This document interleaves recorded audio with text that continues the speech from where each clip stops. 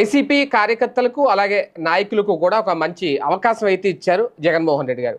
పార్టీని ఇక నుంచి వాళ్ళనే నడిపించమని చెప్తున్నారు. ఇప్పటికే బూత్ లెవెల్ కమిటీలు వేయడంతో పాటు జిల్లా అధ్యక్షులను అయితే ఎంపిక చేసేశారు. దీంతో బూత్ లెవెల్ కమిటీల బాధ్యత జిల్లా అధ్యక్షులకు అప్పచెప్పారు. అంతేకాదు నియోజకవర్గాల వారీగా కూడా కీలక బాధ్యతలు అప్పచెప్పేశారు ఇప్పటివరకే.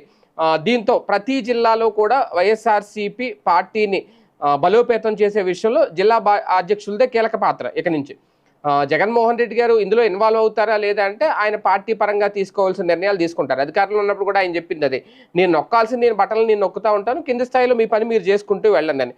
ఇప్పుడు కూడా సేమ్ అదే కాన్సెప్ట్. కాకపోతే అప్పటికిప్పటికి తేడా ఏంటి అంటే అప్పుడు అధికారంలో ఉన్నారు, ఇప్పుడు అధికారంలో లేరు.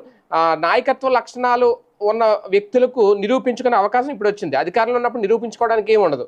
ఎందుకంటే అధికారంలో ఉన్నారు, పార్టీ తన పని తాను చేసుకెళ్ళిపోద్ది, ప్రభుత్వం తీసుకున్న నిర్ణయాలు ఇచ్చిన హామీలను అమలు చేసుకుంటూ వెళ్ళిపోతుంది.